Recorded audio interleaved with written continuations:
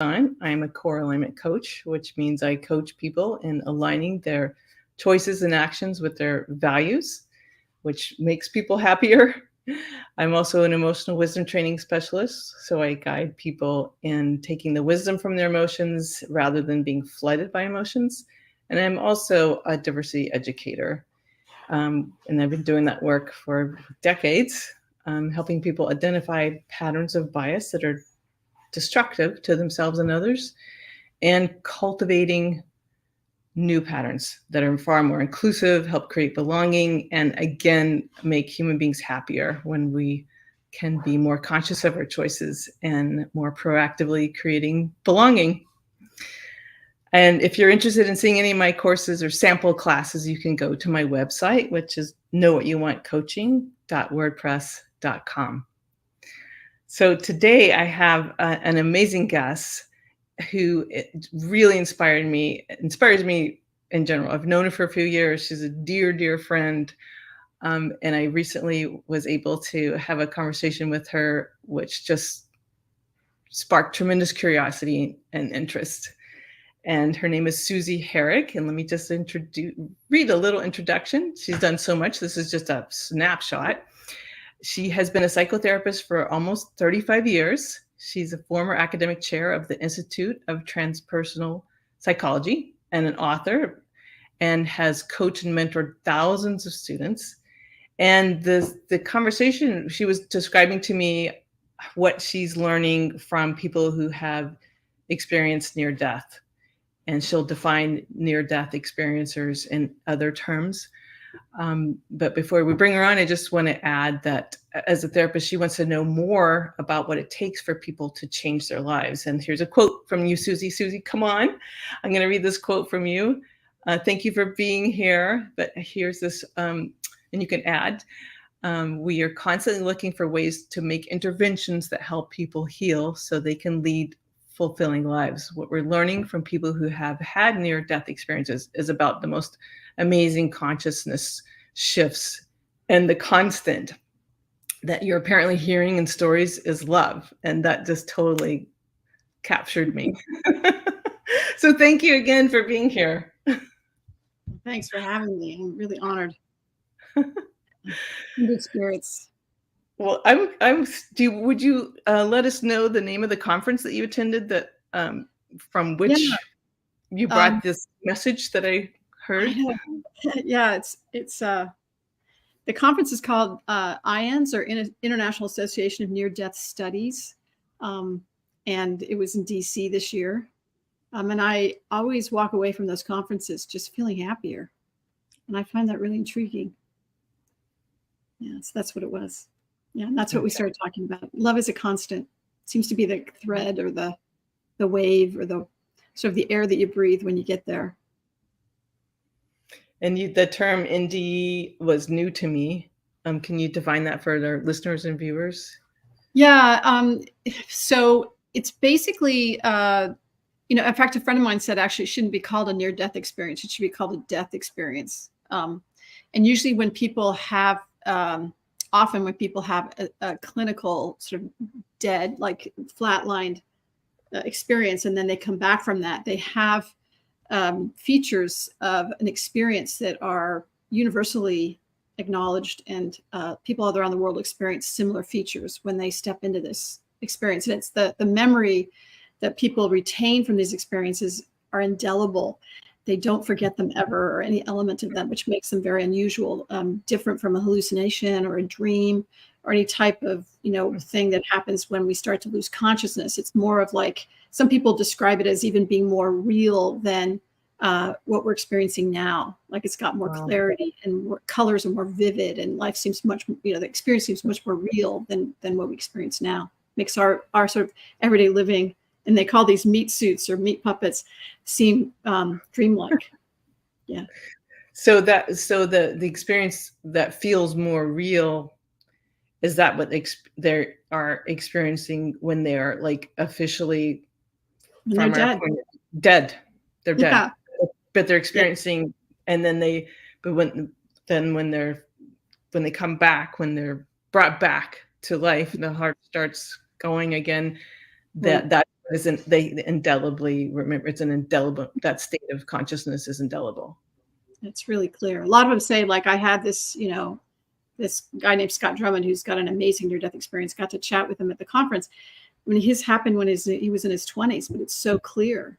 Another guy named John J. Davis, I mean, he says, like, it's happened a while ago, but it's every element done. He claims he doesn't have a great memory, but yet the NDE for him is just very clear. That's fascinating. And apparently it's a bigger growing world than I was aware of. Well, it's really come into the forefront of a lot of people have brought forth information. There's a lot of researchers that have, found fascinating things about it. So I think it's just becoming, I mean, it's more in our lexicon. When I say NDE, people know what I talk about, whereas 20 or 30 years ago, they're like, what? But now it seems to be more prevalent. Yeah. And so I feel like you've been like studying these stories, like you're paying so much attention to what you're learning through conversations with people who've had these experiences. And because you're so dedicated to your field of helping people heal, I was also fascinated by how you're like looking for the elements and the state of consciousness that they're describing to you, which is not common if we haven't had a death experience, right? Right. So Right. Can you tell us more or about what are those elements? Like as a psychotherapist, how can you read, and the idea of that you can develop interventions is just pretty amazing, that can help us perhaps eventually be able to access that kind of consciousness that the NDErs are experiencing. Right. Well, what I would say is that first of all, researching NDEs is very complex, and I'm not a researcher, but it's when you can't quantitatively research a near-death experience because you can't cause someone to die and then bring them back, and so Right. these brilliant researchers are coming up with different ways of studying them and trying to understand them, and also the piece that I think is really heartwarming about this type of research is that continually they get this sense that there is consciousness outside the physical form. There's so many elements to the story that would suggest that there's consciousness outside the physical form. And that's the one, area of major argument, I think, about the NDEs. So, and what I'm really interested in is when someone has a near-death experience, the impact it has when they come back, so to speak, like how it affects their life and how it shifts their consciousness. And as a therapist, that's what we're always looking for is, how does someone change their consciousness? So reminds me of one of my favorite quotes, which is by, gosh, now I can't remember her name, but, magic is changing consciousness at will. And it's that how do you have an impact on someone so that they can actually expand their consciousness? And there are elements to these NDEs that I've looked at, and I think that relate to kind of common ways we shift our consciousness, right? And in the world of transpersonal psychology, it's like you look at those sort of out of the egoic state experiences that has impact on a person psychologically, and this is probably one of the most profound ones. There was a quote you wanted me to read, and I was just looking for it here. That one of my favorite quotes was, after 8 years, people with an NDE scored significantly higher in the following areas: showing emotions, which relates to what you said earlier about the intelligence behind emotions, showing emotions, less interest in the opinion of others, accepting others, compassion for others, involvement in family, less appreciation of money and possessions, increase in the importance of nature and the environment, less interest in a higher standard of living, appreciation of ordinary things, sense of social justice, inner meaning of life, decline in church attendance, increase in interest in spirituality, less fear of death, less fear of dying, and increase in belief in life after death. And the person who did this research was Dr. Pim van Lommel, who he studies the people that have had cardiac arrests. And he said these different levels of change are consequences of the NDE and not of surviving a cardiac arrest. So these are specific to the NDEs and not necessarily just surviving a cardiac arrest, which I find really intriguing. The other thing I would say that is another piece of research that I think really points to how extraordinary these things are is that you'll a lot of times one of the features of an NDE is a person will experience a separation from the body.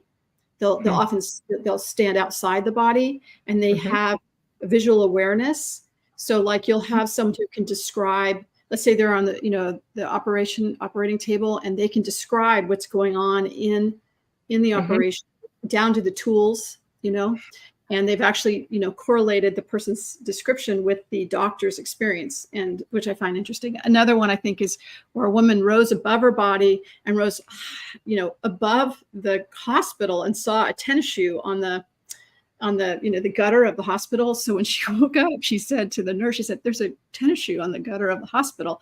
And so so the nurse, of course, went out to discover that there was a tennis shoe. So that kind of thing, right? So, and the thing that really blew my mind is that they've done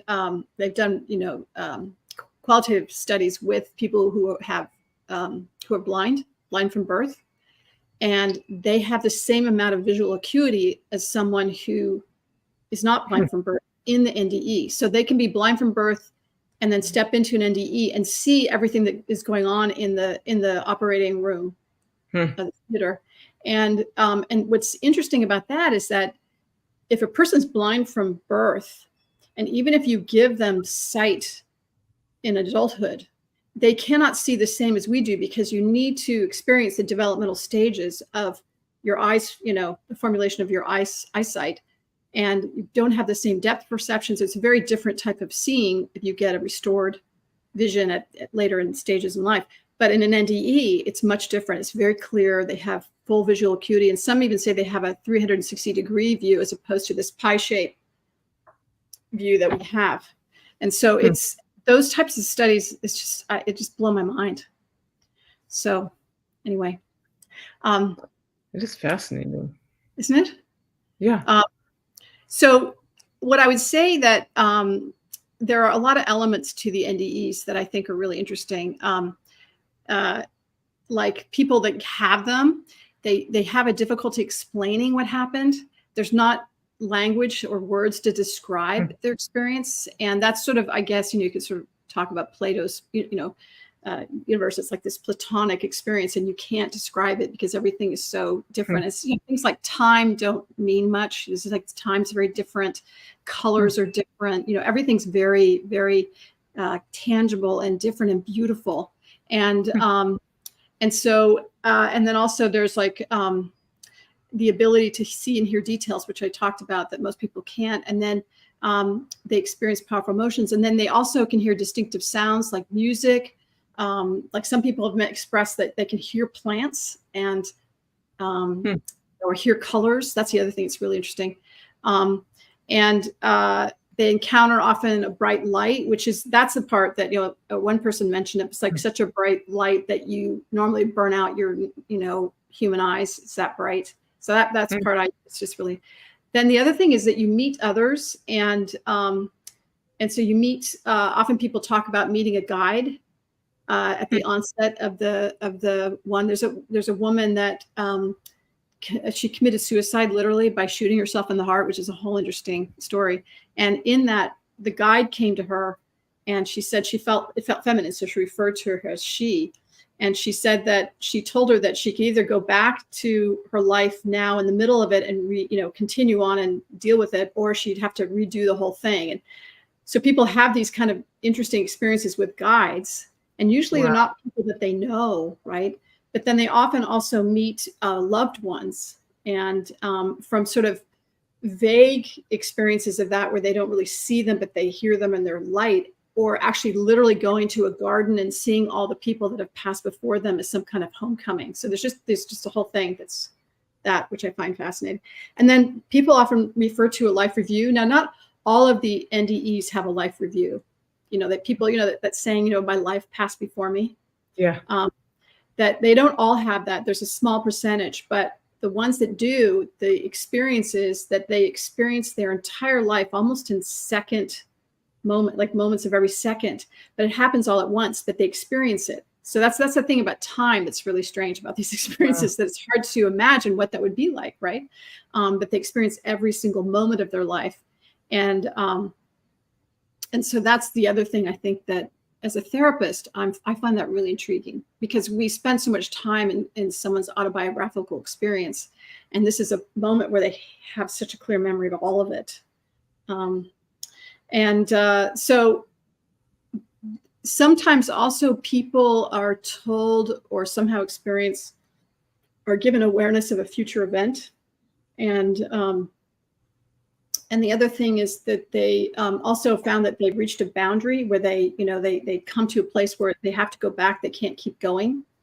And then there's also the decision to return. So most people say they decide to go back, given their information, but some people say they don't have a choice and they have to go back.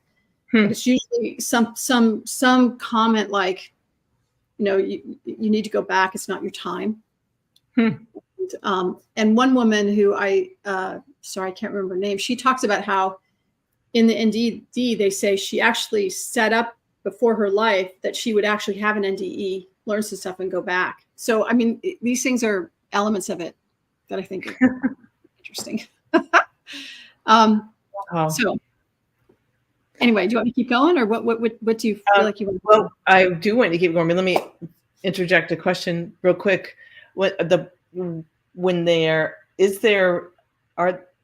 Are they reporting a sense of healing past trauma, like ones who experience like a reviewing their lives, which of course most lives have some traumatic events or stressful events at least, who have tripped us up in our lives. Does that in that, whether it's a minute or 30 seconds, 5 minutes in our time, regardless, does the reviewing actually, do they get an objectivity and are able to release some of the trauma? Is that part of what's happening in the shift?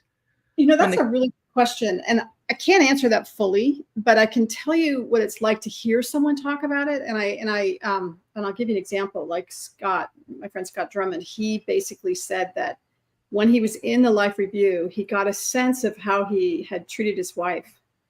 And so when he realized that when he came back to conscious, or came back to this realm or whatever this, in the meat suit, that he wanted to apologize to his wife, and how ambitious he was, and how much he really loved her. And that really moved me deeply, that when someone can have that experience in a near-death experience and then come back. And there's a famous case, a guy, I think his name is Damian Brinkley, where he talks about, I believe he was a arms dealer and a hired gun, so to speak. He was and a paid soldier. I can't remember what's the term of it right now, but he talked about how in his life review, he had to experience every death that he had caused, and then also every death that the arms that he sold, every death that they caused in this life review. And that what people often talk about in life reviews, which I find really interesting, is what pops up are the kind of things that you do and the loving things that you do. Those are the things that pop out. And so when he, came out of the near-death experience, he decided to devote his life to doing positive things. And then when he had another near-death, which is, you'll find, I've learned a lot, like in terms of these people have NDEs, sometimes they'll have multiple NDEs, and he had another one because the way he died was he was electrocuted through the phone. It's a long story, but it actually rendered his body much more vulnerable. So he had a near-death experience again, but he experienced all the same stuff. But then in this life review, he got to experience all the kind things that he had done, like just walking someone across the street kind of thing. So, and that's as a therapist, that's the stuff that really interests me, is what changes someone psychologically or emotionally, that they can have this sense of empathy or compassion that they didn't previously have. Oh my, that's the key question. I want to go back to that, but we had a question which I appreciated Rebel, can you show the Country Corners Gazette? Thank you for the question. Does everyone who has an NDE go through that whole list, or do they just experience some of the things mentioned? It's no, they're not all the same. So some people, there's some core elements that most people experience, but they're not all the same. And some people have negative NDEs, and those are really interesting to read about too. But generally, they're very positive, and the general feeling is incredible love. But the life review is not common to them. In fact, there's a pretty low percentage of people that have life reviews. Incredible love. So back to what you were saying as a psychotherapist, that you're looking at what is it? To tell me if I might be phrasing this incorrectly. So correct me. Was your language saying? Were you saying what is it that helps create this vast empathy, much deeper empathy? Yeah, changing consciousness of having more empathy and not being worried so much about, money, or worried about, their own, prestige. It's, when you get into these conferences and you meet experiencers, it's like stepping into a room of people that are all like ready to play and are interested in you, and they don't have this hierarchical stress about them. And so, in fact, it's a funny story. My husband loves the story, but my previous marriage, I was having a dinner with my then mother-in-law and her new date. And this is how you deal with diversity issues, right? I had all these prejudices. The guy was wearing a golf shirt and a pinky ring, and he looked very coiffed. And I was like, oh God, what am I going to talk to him about? We're having dinner at a golf club. And to me, golf is like watching paint peel, right? So I'm like, what am I going to talk to this guy about, right? And so I turned to him. And I mean, he also looked like something out of The Godfather. No offense, but he had that kind of like, really, he didn't look safe to me. He looked a little scary. Okay. So I just said, so, are you retired? Oh, yes. And I said, well, what do you do in retirement? And he said, well, Mondays I do Meals on Wheels, and Tuesdays I volunteer in the hospital. And, and he went through this entire week of giving. And I was so shocked. So then I went, oh, so I turned to him and I said, did you have a near-death experience? And he goes, yeah, how did you know? So I'm constantly learning, right? So things like that I find extraordinary, right? And I've looked at some of the elements. It's like, to me, sort of, anecdotally, like, why do I think that it changes consciousness? And also talking to people who've had NDEs. Like when you meet my friend Barbara, she's full of love. Whenever she gets around me, she says, I love you. And it's just like this, she really means it. And so I think they have a memory of the love, and it's like remembering warmth and exuding warmth, And so I would imagine bathing in unconditional love, absolute positive regard, would actually shift anybody's consciousness, because one of the pioneer psychotherapists and scientists is Carl Rogers, and his whole stance was you have to have unconditional positive regard for your clients so that they can really see themselves. And so that's one thing. The other thing that I find interesting is that when people actually in this experience of death and they have their consciousness outside their body, they get a sense that there's something beyond life. There's, that there's existence beyond life. And I think that's very calming and very warming. And so they tend to not fear death. And so it's like you're facing the ultimate fear, right? Which is death. Right. And as a therapist, we're, always helping people face what they're afraid of. Yeah. And the other thing that I find that I'm really curious about is that, that one of the definitions of beauty is anything that pleasurably exalts the mind, right? When people have these NDEs, they experience extraordinary beauty, like extraordinary beauty. And like witnessing it, seeing it, recognizing it. Like, a bunch of people talk about the beauty of the plants alone. Like John J. Davis talks about these gardens, and Scott talks about that. They talk about these the color, you can't describe the color. They actually say that there's colors that extend beyond the spectrum of colors that we have. There's more colors, it's amazing to think about, that there's more colors, meaning not just mixes of the 7 basic colors, 6 basic colors, but more, right? So I think experiencing extraordinary beauty does exalt the mind. And so you can imagine that they have such an expansion of consciousness with that. And then also I think, seeing a loved one, I mean, going into death and seeing someone you love and having these experiences. There's some people that have such lovely experiences about seeing like children have died. Like, one of the experiencers talked about how he got to hold the baby that he lost in a car accident and what that was like. So you can imagine, it brings tears to my eyes just thinking about it. It's like you get to see those people that you thought you'd never see again.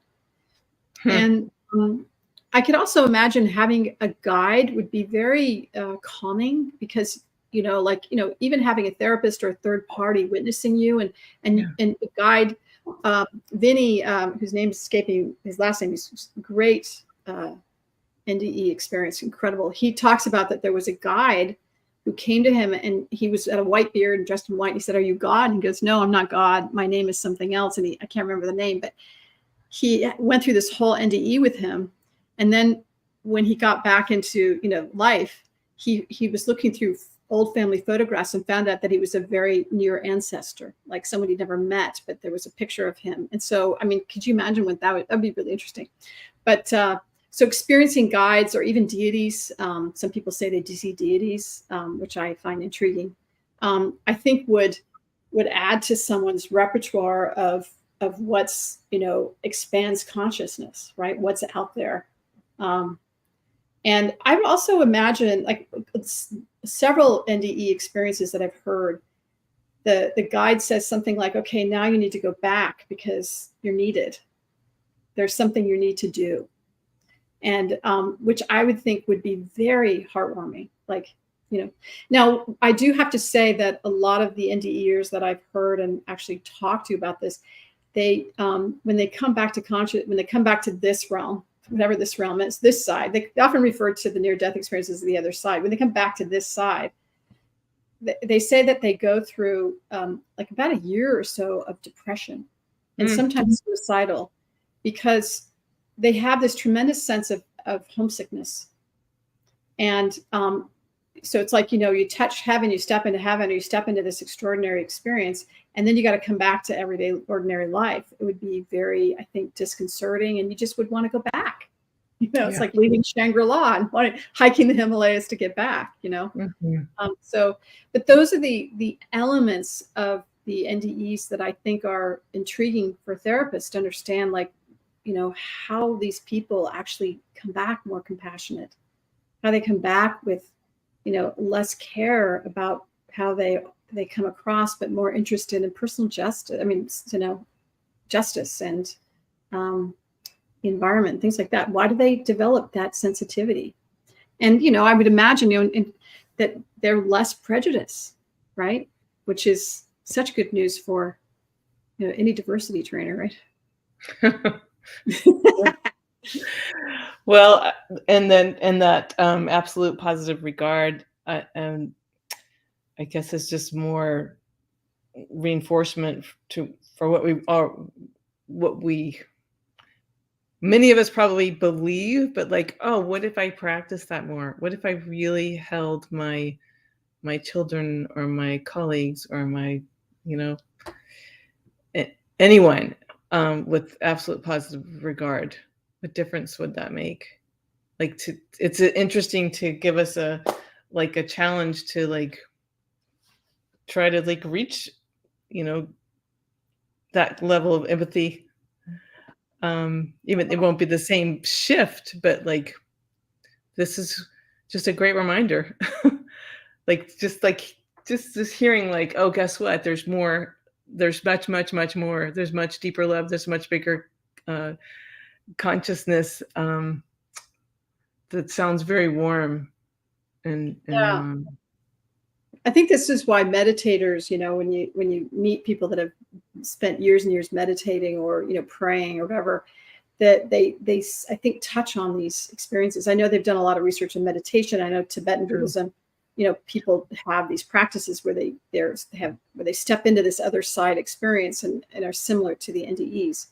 And having spent time with Tibetans myself, a lot of Tibetans, they're very compassionate, and that's their whole directive. It's right? so true.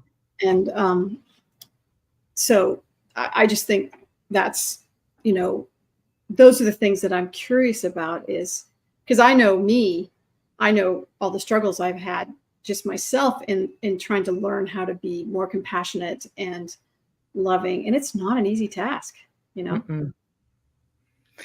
Well, I right now I actually want to pick up your 2 books right now, and I know Okay. some people are listening on the radio, and some people can view this. So I just want to hold it up. The first one, Aphrodite Emerges, because what you're saying here. Let me hold that properly, with beautiful illustrations by Elle Luna. Yeah, she's amazing. What a treat. Who was a co-author with you on the second book, Your Story is Your Power, because I feel like in your writing, and I've just been able to flip through this one. Thank goodness you recently gifted me this, and I can't wait to really read it.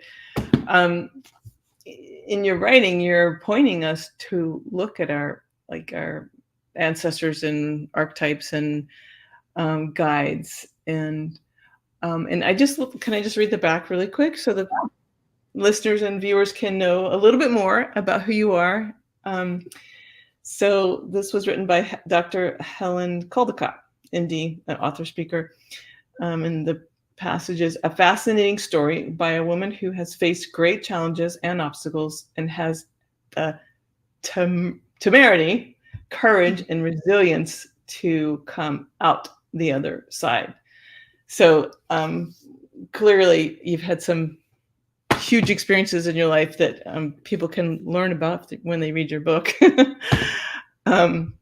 which leads me to remembering that you shared some people who have had these death experiences or near-death experiences have told you that you have the kind of consciousness and compassion that they seem like appears to them that you have had in your experience, though you aren't consciously aware that you have had one.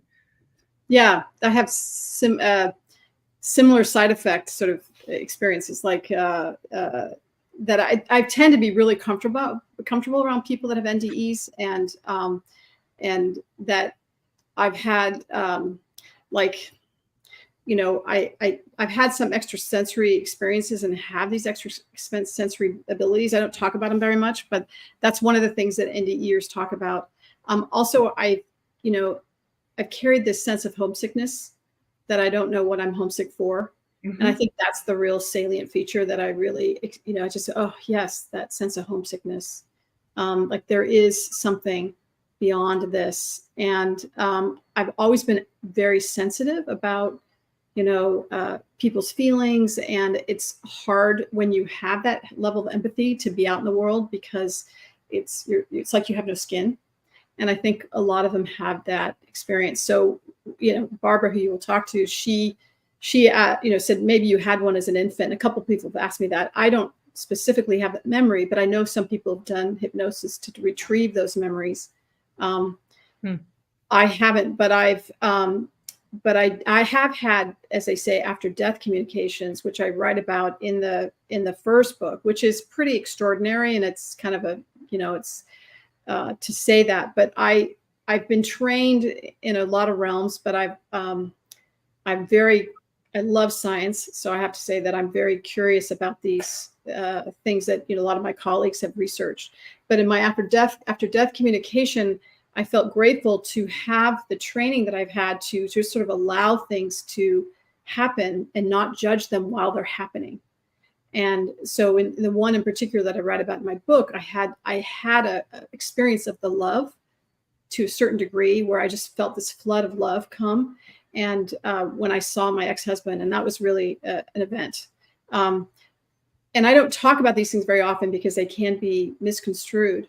But I would say that it is endeared me to this work even more, because there's something in that. There's something in a lot of people having these experiences and talking about them, so that we can collect the data to see the similarities. And I find that really useful to me. And I had a very big shift in consciousness. It was very healing to have that happen. But I also have to say that for me, when people, like, the best thing I think I've ever done for myself, intervention, is to write a memoir. It's very difficult to do that.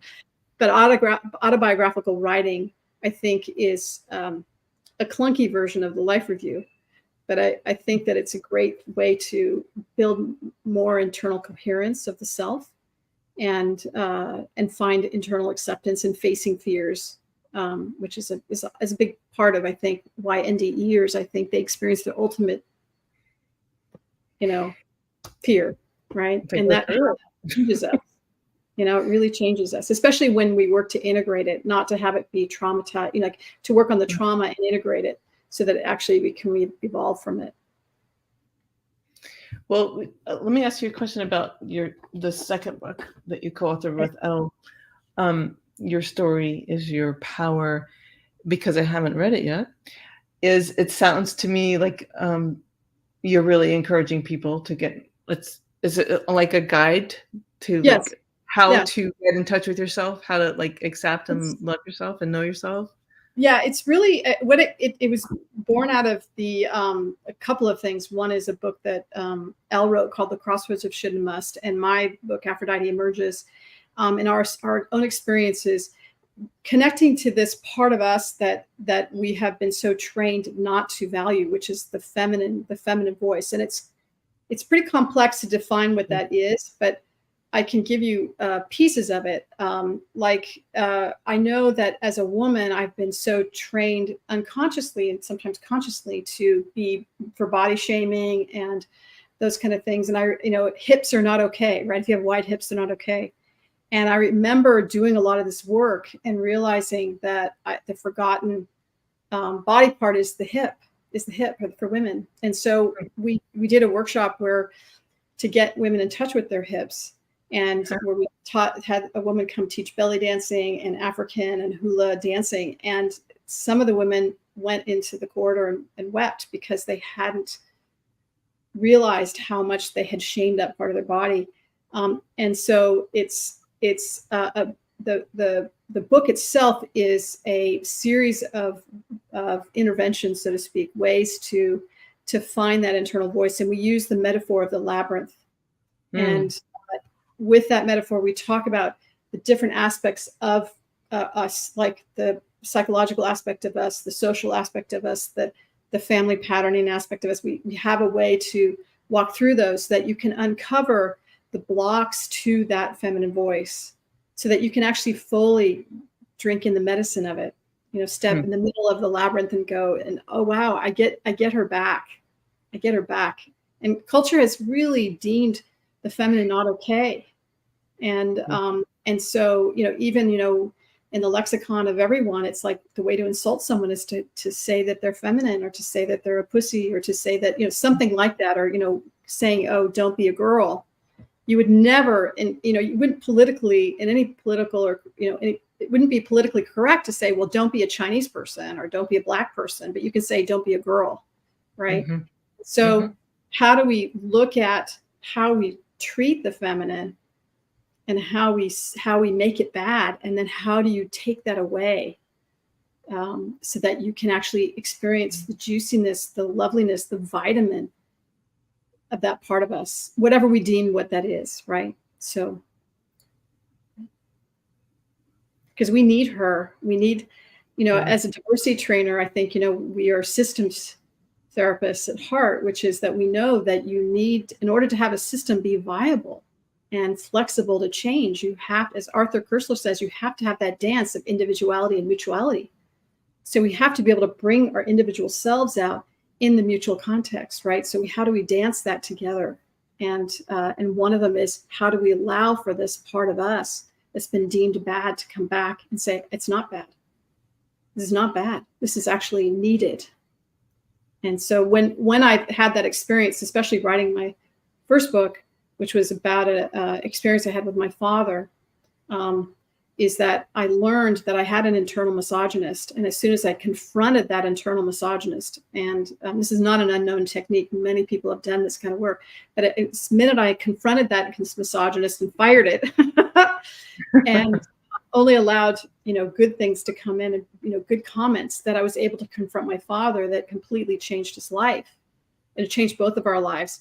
And when you, as a therapist, one of the things that we look at is these family transmission processes of, family trauma. And I didn't realize this, but when I went back to look in my family tree, so to speak, of where the misogyny is, I went back to the Salem witch trials and found out that 2 of my direct ancestors basically ran the witch trials. The constable and the marshal were both Herricks, right? And they're directly related to me. So I realized that this trauma has been carried down, this sort of homicidal terror that women carry about if I stand out too much, or if I say too much, or if I'm not, following the religious, precepts or whatever, it's like, I'm going to be killed.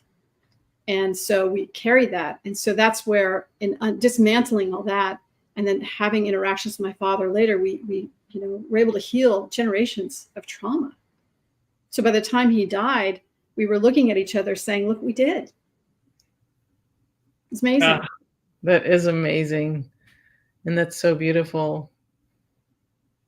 And I know there's a line from the email that you sent your father that people must read.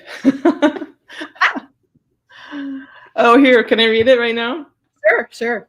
This was huge. As your daughter, I urge you to please take these words to heart.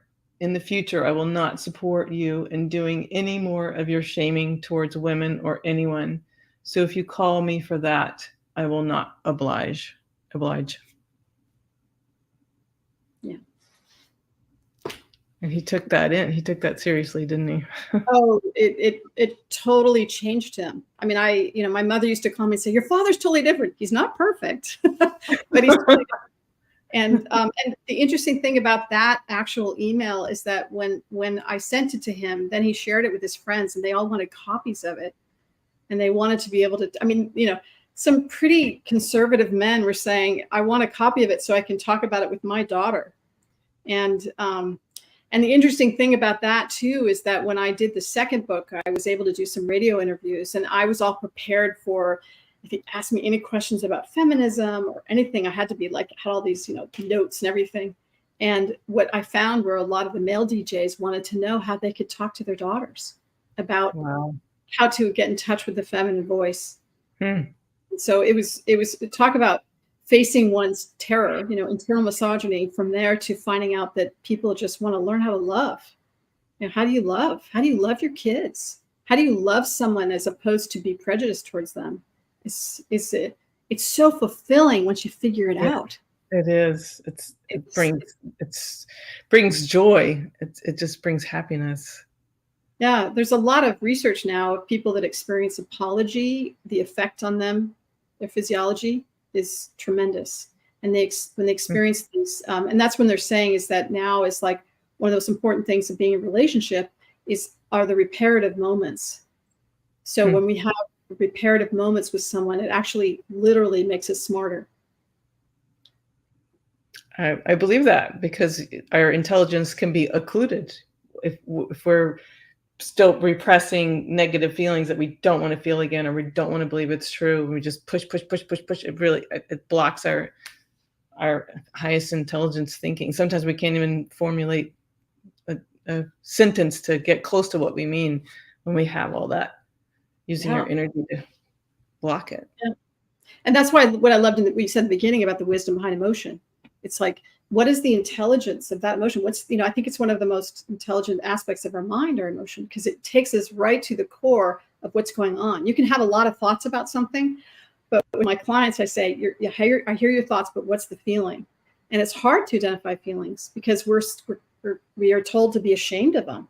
We're not supposed to feel certain feelings, and in different families, different feelings are not okay. And so you can work with a family where anger is never talked about, but anger can be very transformative because it tells you that something's wrong and something needs to be different, right? And so, when you get to the point where you can actually go, oh, I can actually read my emotional body and express it pretty easily, the language of it, and it makes us more intelligent. Yeah.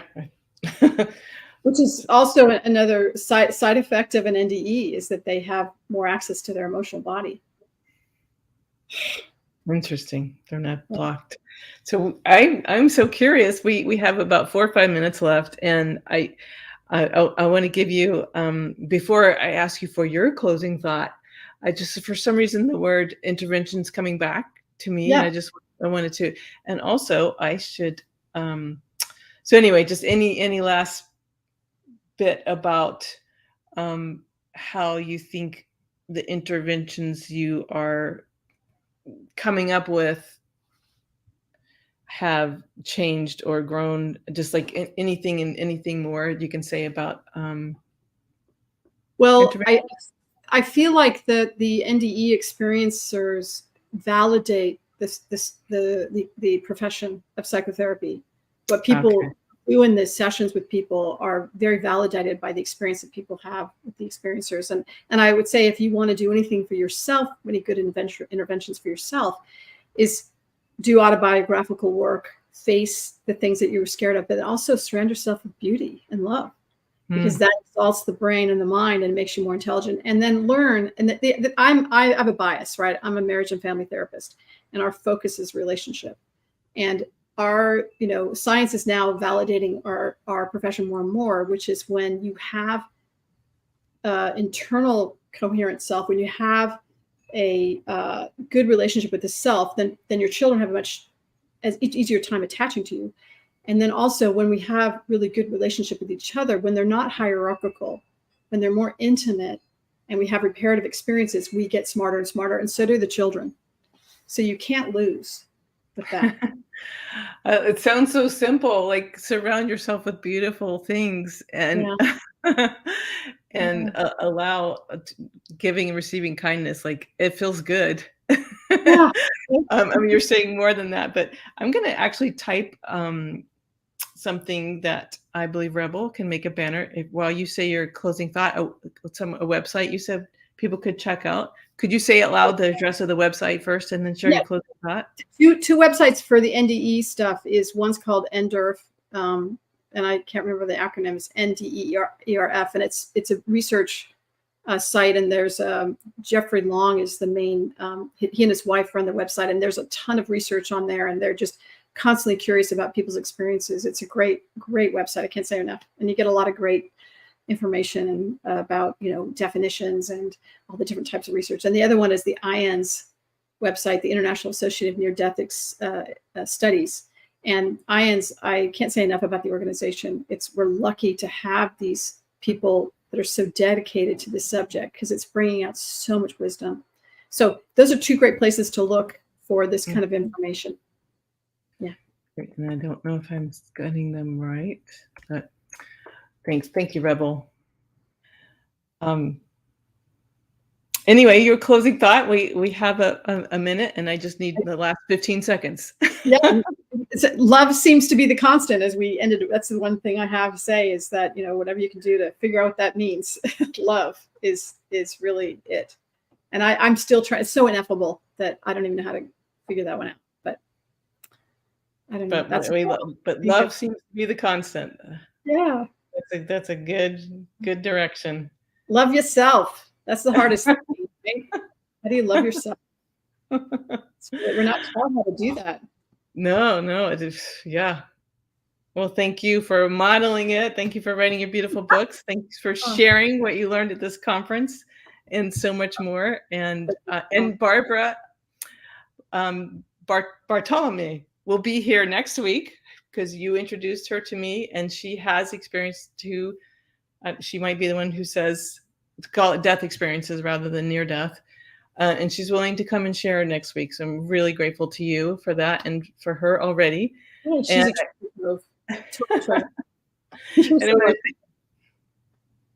Thanks for your time, Susie, and You're thank a you. treasure. Thank you. Thank you to all the listeners and viewers, and to Rebel, our engineer, and to my producer, Dean Piper. And may we all have enriching conversations in diversity this week. And thanks again for listening. Inarticulate speech of the heart.